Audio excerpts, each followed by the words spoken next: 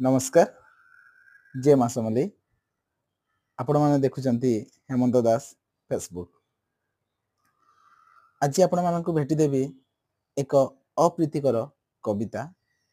कवितार शीर्षक मृत्यु।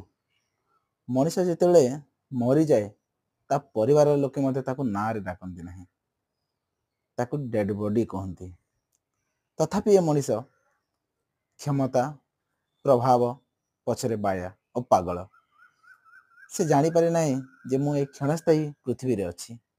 तो से मृत्यु को लेकिन मु लिखी कवितार शीर्षक मृत्यु। तो आसतु शुणा केते क्षणस्थायी ए मनीष जीवन एई अच्छी ए नाही, जना पड़बनी मृत्युर कोଳରେ केतेबेले जीव सोई, केतेबेले जीव सोई।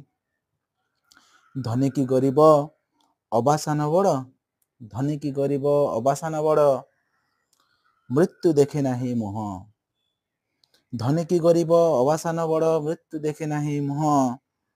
समय आसिले टाणी नेब सिए, देई हजारे कह, देई हजारे कह। तो सुनाम को नहीं तो प्रशंसक कही, सुखेबे तांको मुह। परिवार लोके कांद बोबाली रे, झरेबे आखि लुह, झरेबे आखि लुह। निज आपणार आपणा साम्राज्य, निज आपणार आपणा साम्राज्य, संगे जीवे नाही केही।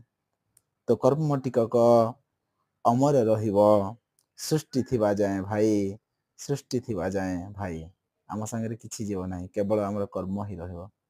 जदि कविताटी भल लगे निश्चित भाव में लाइक शेयर करेंगे एवं आपण मानकर भल पाइबा मते दरकार।